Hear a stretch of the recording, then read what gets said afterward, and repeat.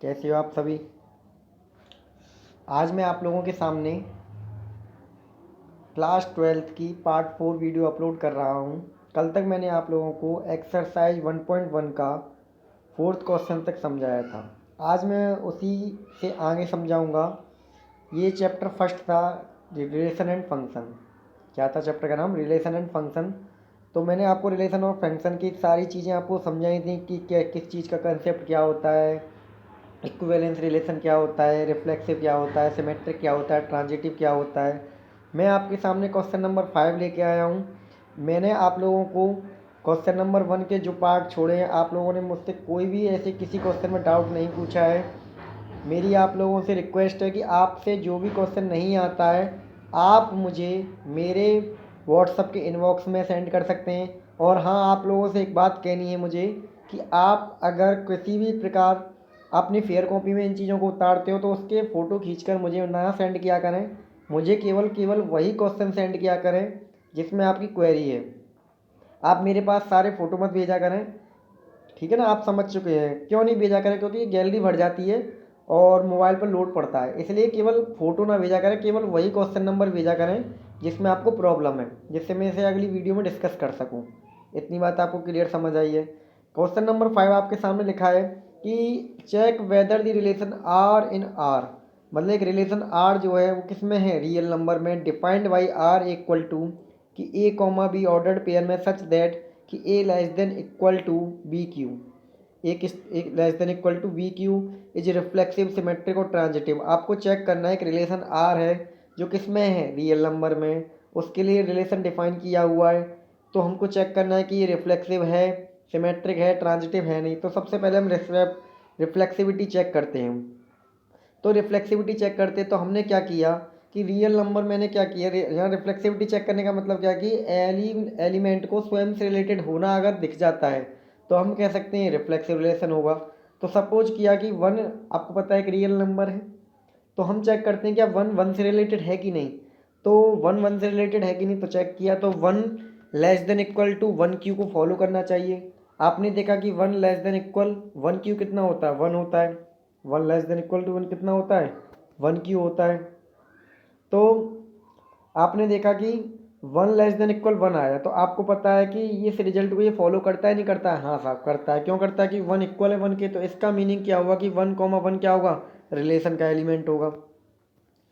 अब फिर समझते हैं, अगर 2 एलिमेंट ले लिया जाए तो 2 एलिमेंट के लिए अगर 2 कॉमा 2 रिफ्लेक्सिव, अगर 2 के लिए रिफ्लेक्सिव होना चाहिए तो क्या होना चाहिए कि 2 लेस देन इक्वल 2 क्यू को फॉलो करना चाहिए। तो आपने देखा कि 2 लेस देन इक्वल 8 आया, तो आपको पता है कि 8 जो 2 से ग्रेटर है।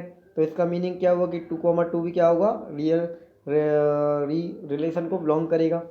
इसी तरीके से अगर मैं 1/2 एलिमेंट ले लूँ रियल नंबर से, तो 1/2 अगर 1/2 से रिलेटेड हो जाता है तो मैं कह सकता हूँ कि ये इससे मैं रिफ्लेक्सिविटी को दिखाएगा।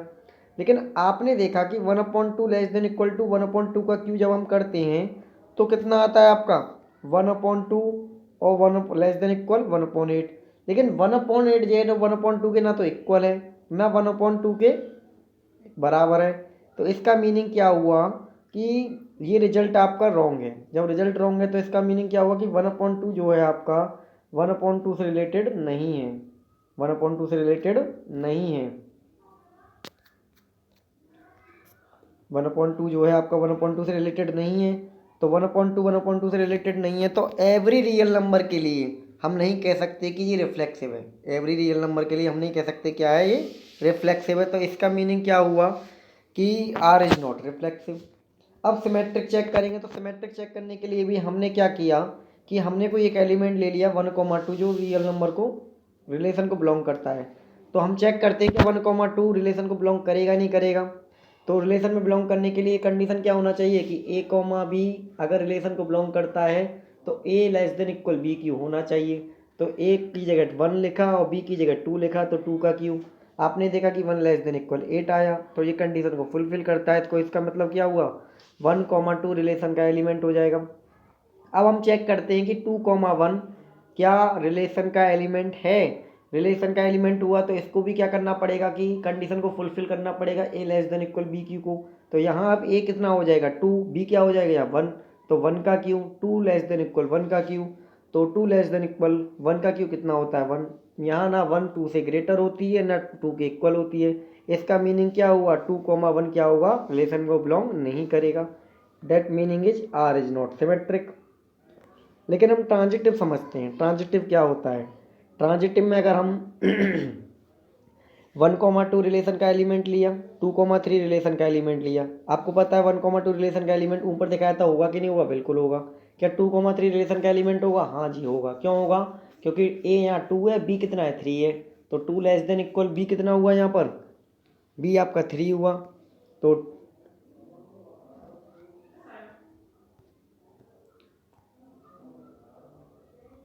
एक मिनट रुकिएगा,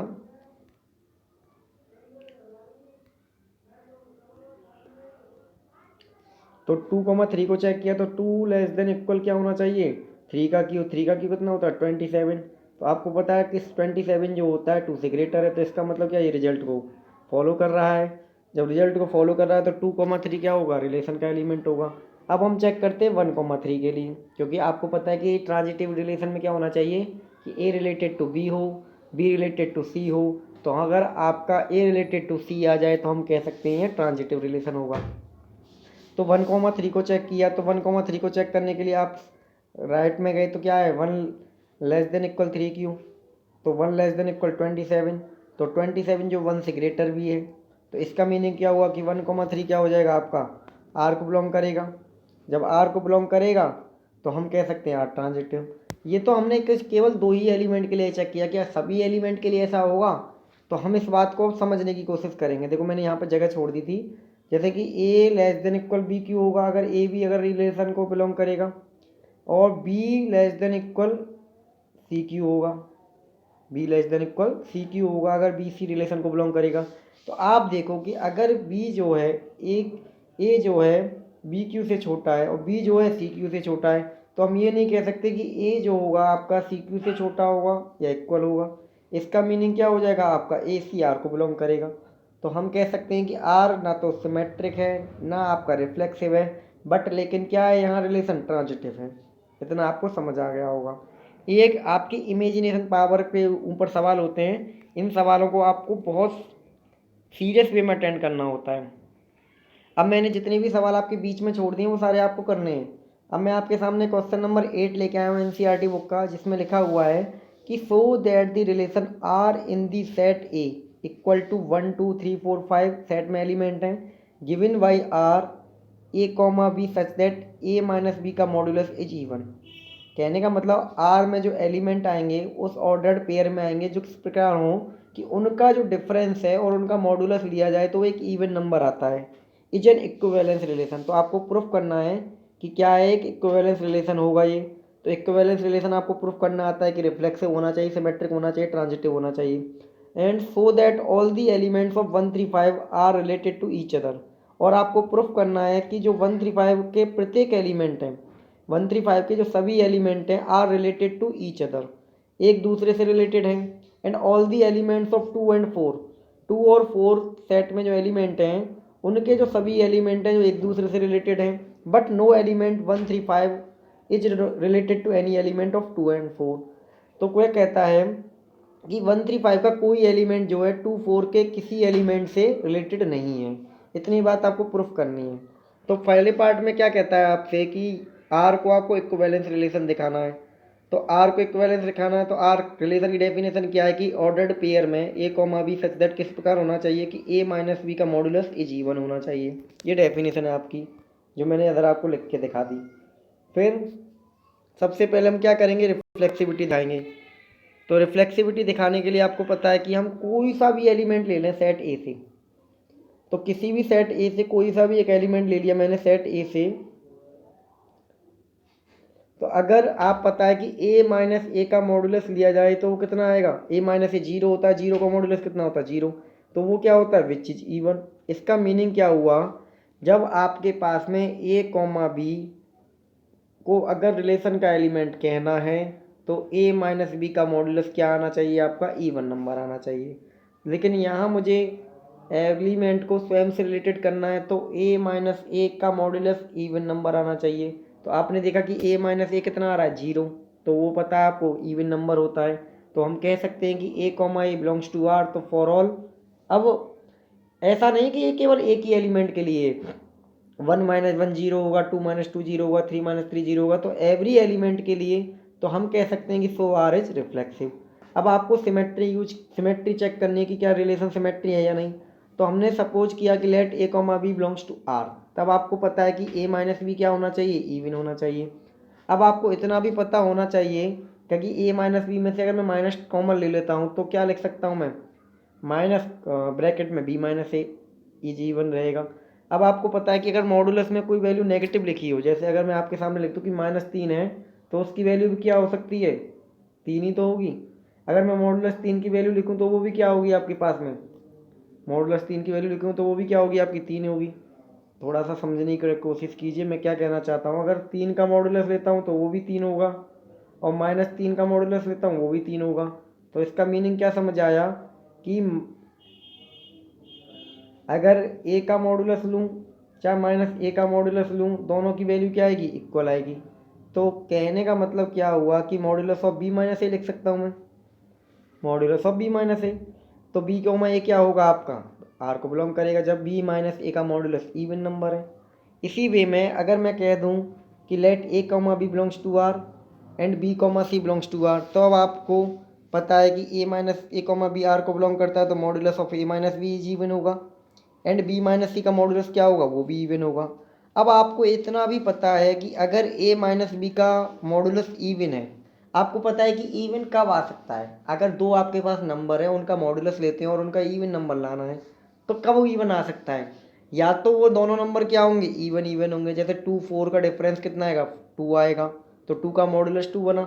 इसी तरीके से 6 4 8 से 8 6 4, अगर आप देखोगे कि इवन का डिफरेंस का मॉडुलस ही क्या होता है, इवन होता है। इसी तरीके से आप देखोगे ऑड का डिफरेंस भी क्या होता है, इवन होता है। जैसे 3 1 का डिफरेंस 2 होगा, 5 3 का डिफरेंस 2 होगा, 7 5 का डिफरेंस 2 होगा, 7 1 का डिफरेंस 6 होगा, एक इवन नंबर आता है। तो हम कह सकते हैं कि यहाँ जो आपके पास में ए और बी क्या होंगे, A and B both are even और ऑड। तो ए एंड बी क्या हो सकते हैं आपके, इवन हो सकते हैं, इवन है या ऑड होंगे। इसी तरीके से बी और सी क्या होंगे आपके पास में, बोथ आर इवन और ऑड। तो इसका मीनिंग क्या हुआ कि ए और बी यहाँ पर आपके जो नंबर दिख रहे हैं वो या तो आपके इवन हो सकते हैं या फिर आपके क्या हो सकते हैं, ऑड हो सकते हैं। इसी वे में अगर b - c की तरफ आए तो बी और सी क्या हो सकते हैं आपको, या तो इवन हो सकते हैं या ऑड हो सकते हैं। क्योंकि डिफरेंस इवन लाना है तो या तो वो इवन का डिफरेंस होगा या ऑड का डिफरेंस होगा, तभी ऑड नंबर आएगा। तो इतनी बात समझ आई। तो यहाँ से आप दो केस लेके चलोगे, एक बार तो बी को इवन लेके चलोगे, एक बार बी को आप ऑड लेके चलोगे।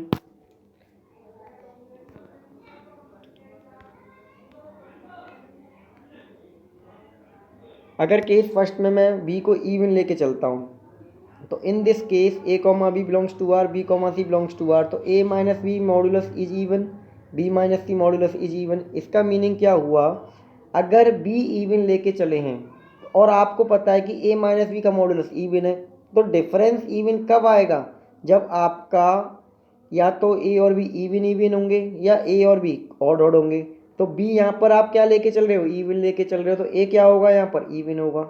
इसी तरीके से बी - सी को अगर इवन आप कह रहे हो और बी आपका इवन नंबर हमने लिया है, तो सी क्या हो जाएगा यहाँ पर, इवन हो जाएगा। तो इसका मीनिंग क्या हो जाएगा, जब ए और सी दोनों इवन है तो इनके मॉडुलस का डिफरेंस भी क्या होगा, इवन नंबर होगा। तो इसका मीनिंग क्या हुआ कि a comma C belongs to R. अगर बी को ऑड लेके चलते हैं, तो अगर in this case A comma B belongs to R, B comma C belongs to R, B comma C belongs to R, तो आपने देखा कि अगर बी को ऑड लिया है लेकिन पूरा नंबर इवन है, अगर बी को ऑड कह रहे हैं तो ए ऑड होगा, तभी तो हम इस पूरे नंबर को इवन कह सकते हैं, तो ए ऑड होगा यहाँ से। अगर बी - सी इस पूरे को इवन कह रहे हैं तो बी आपका ऑड है, तो कहने का मतलब क्या होगा, सी भी आपका क्या होगा, ऑड होगा। तो ए ऑड और सी ऑड, तो ऑड का डिफरेंस भी क्या होता है, इवन होता है। तो ए - सी का मॉडुलस क्या हो जाएगा आपका, ऑड हो जाएगा। तो ए सी क्या हो जाएगा आपको, आर को बिलोंग करेगा। तो कहने का मतलब हमने दोनों केसों से दिखा दिया कि ए कॉमा सी आर का ही एलिमेंट है। तो हम कह सकते हैं आर इज ट्रांजिटिव। जब आर ट्रांजिटिव हो गया आपका, जब आर ट्रांजिटिव हो गया तो हम कह सकते हैं कि जो रिलेशन आर है आपका क्या होगा, इक्विवेलेंस रिलेशन होगा। यहाँ आपको पता है कि हमने एक चीज़ देखी, सेकंड पार्ट में क्लियर कहा कि वी नो दैट, यहाँ देखते हैं कि difference of any two odd या इवन नेचुरल नंबर्स, अगर हम दो ऑड नंबर नेचुरल नंबर का या दो इवन नेचुरल नंबर का अगर हम डिफरेंस करते हैं, वो आपके ऑलवेज इवन होते हैं, वो आपके क्या होते हैं, ऑलवेज इवन होते हैं। तो इसका मतलब क्या हुआ कि वन का टू से रिलेशन नहीं हो सकता, क्योंकि वन और टू का डिफरेंस तो वन हुआ, तो इवन नंबर तो आ ही नहीं सकता। तो हम कह सकते हैं कि so all the elements of 1 3 5 are related to each other. इसी तरीके से all the elements of 2 and 4 are related to each other. ये आपका सेकंड पार्ट प्रूफ हो गया। इतना ही आपका क्वेश्चन था। आशा है मुझे आपको ये समझ आया। अगर आपको सवाल समझ नहीं आया है तो आप मुझे कमेंट बॉक्स में लिख दीजिएगा या मुझे क्वेरी में बता दीजिए कि क्या दिक्कत आ रही है, मैं आपको उसे कन्फर्मली समझाऊंगा। नेक्स्ट क्वेश्चन आपके सामने मैं क्वेश्चन 9 लेके आया हूँ, जिसमें लिखा है कि so that relation R in the set A. एक रिलेशन दिया है आर किस सेट में, ए सेट में। एनसीईआरटी बुक की क्वेश्चन है आपका ये भी। A equal to x belongs to Z such that किस प्रकार है कि एक्स की जो वैल्यू है 0 से ग्रेटर है या इक्वल है और 12 से लेस है और इक्वल है। सेट जो ए है किस तरीके से डिफाइन है कि x जो है बिलोंग्स टू जेड, जेड किसका एलिमेंट, जेड किसका सेट नोटेशन होता है, जेड होता है इंटीजर्स का, जेड किसका होता है, इंटीजर्स का होता है। इज गिवन बाई कि r equal to ordered pair में a comma B such that a minus B का मॉडुलस इज मल्टीपल ऑफ 4। क्या होना चाहिए, 4 का मल्टीपल है। तो इज एन इक्विवेलेंस रिलेशन। तो आपको प्रूफ करना है कि एक इक्विवेलेंस रिलेशन है। Find the set of all elements related to one in each case. और आपको बताना है, हमें उन सभी एलिमेंट का सेट बताना है जो वन से रिलेटेड हैं, उन सभी एलिमेंट का सेट बताना है जो वन से रिलेटेड है। तो फर्स्ट ऑफ ऑल हम रिफ्लेक्सिविटी चेक करेंगे। रिलेशन आपका किस तरीके से डिफाइन है कि a comma B such that A minus b जब multiple of 4, a minus b क्या होना चाहिए, 4 का मल्टीपल होना चाहिए। तो अगर हम ए से कोई भी एलिमेंट उठाएं, तो अगर आप चेक करते हो कि मॉड्यूलस ऑफ ए माइनस ए, क्योंकि ए माइनस बी मल्टीपल ऑफ 4 होना चाहिए। देखो हमें तो ए का रिलेशन ए से चेक करना है, तो ए का और माइनस ए का मॉड्यूलस कितना होगा, 0। तो आपको पता है कि 4 के मल्टीपल क्या होते हैं, कि 4 का मल्टीपल, पहला मल्टीपल 4 इंटू 0, दूसरा 4 इंटू 1, 4 इंटू 2, 4 इंटू 3, ये मल्टीपल होते हैं। तो 0 क्या 4 का मल्टीपल हो सकता है, बिल्कुल होगा। तो which is a multiple of 4। तो हम कह सकते हैं कि a related to a, it means R is reflexive. Symmetry check करना है, तो सिमेट्री चेक करने के लिए आपको क्या करना है कि ए कॉमा बी अगर रिलेशन का एलिमेंट लिया तो हम कह सकते हैं कि ए minus b is a multiple of 4, a minus b is a multiple of 4, a minus b is a multiple of 4। तो आपको पता है मल्टीपल ऑफ 4 क्या होते हैं, 4 इंटू 0, 4 इंटू 1, 4 इंटू 2, 4। तो कहने का मतलब जो बाद वाला जो नंबर होता है वो क्या होता है आपका, एक नेचुरल नंबर होता है। तो हम ए माइनस बी को क्या लिख सकते हैं, 4 इंटू लेमडा लिख सकते हैं, क्योंकि 4 का मल्टीपल है। मल्टीपल किस फॉर्म में होते हैं, 4 इंटू 0, 4 इंटू 1, 4 इंटू 2। तो यहाँ लेमडा जो होगा वो क्या होगा, आपका नेचुरल नंबर होगा। इसी तरीके से बी माइनस ए, बी माइनस ए भी क्या होगा, 4 इंटू लेमडा का मल्टीपल होगा, क्योंकि आपको पता है कि ए माइनस बी का मॉडुलस क्या होता है, बी माइनस ए के मॉडुलस के इक्वल होता है। तो हमने देखा कि बी माइनस ए का मॉडुलस भी क्या हुआ, 4 का मल्टीपल हुआ। तो B minus A is multiple of 4। तो इट मीन्स क्या हुआ कि B comma A belongs to R, so R is symmetric. अब आप ट्रांजिटिविटी चेक करेंगे। ट्रांजिटिविटी चेक करने के लिए हमने क्या किया कि रिलेशन से दो एलिमेंट उठाए, a comma B belongs to R, B comma C belongs to R. अगर ए कॉमा सी आर को बिलोंग कर जाता है तो हम कह सकते हैं कि रिलेशन आपका ट्रांजिटिविटी है, ट्रांजिटिव है। तो ए कॉमा बी अगर आर का एलिमेंट है तो इसका मीनिंग क्या होगा, ए माइनस बी का मॉडुलस जो होगा वो 4 का मल्टीपल होगा। तो हम ए माइनस बी का मॉडुलस क्या लिख सकते हैं, 4 लेमडा। लेमडा क्या होगा, नेचुरल नंबर को बिलोंग करेगा। इसी तरीके से बी कॉमा सी अगर आर का एलिमेंट है तो बी माइनस सी का मॉडुलस क्या होना चाहिए, वो भी 4 का मल्टीपल होना चाहिए। तो उसको हम क्या लिखेंगे, बी माइनस सी का मॉडुलस 4 म्यू, बी माइनस सी का मल्टीपल तो बी माइनस सी है इक्वल टू हमने क्या लिख लिया 4 म्यू लिख लिया। क्या लिख लिया 4 म्यू लिख लिया। यहाँ म्यू भी क्या होगा आपका नेचुरल नंबर को बिलोंग करेगा। अब ए माइनस बी की वैल्यू क्या होगी एक बात बताओ, अगर ए माइनस बी की वैल्यू प्लस माइनस 4 लैम्डा हो, ए माइनस बी की वैल्यू प्लस माइनस 4 लैम्डा का मतलब क्या है कि ए माइनस बी की वैल्यू पॉजिटिव 4 लैम्डा भी हो सकती है, नेगेटिव 4 लैम्डा भी हो सकती है।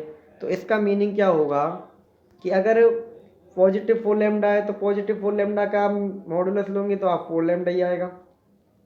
इसी तरीके से अगर ए माइनस बी की वैल्यू नेगेटिव 4 लैम्डा होती और इसका मॉडुलस लेते तो भी पॉजिटिव 4 लैम्डा आता।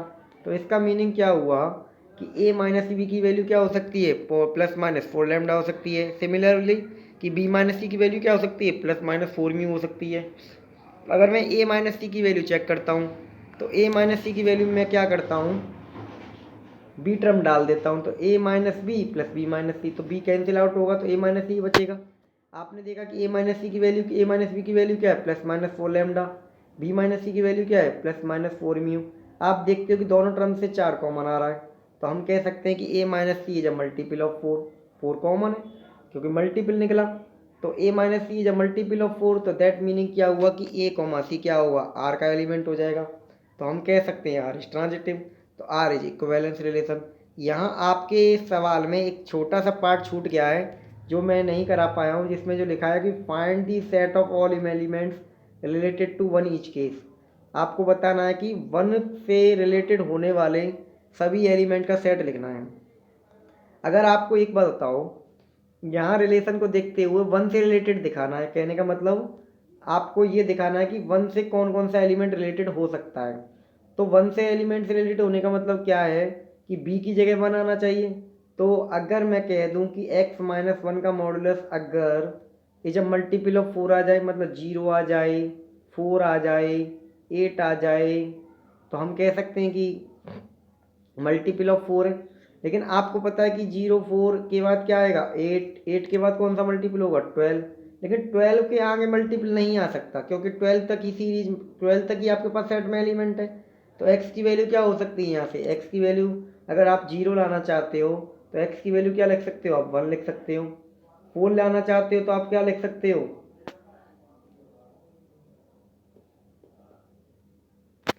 5 लिख सकते हो। अगर आप 8 लाना चाहते हो तो 8 लाने के लिए आप क्या लिख सकते हो 9 लिख सकते हो।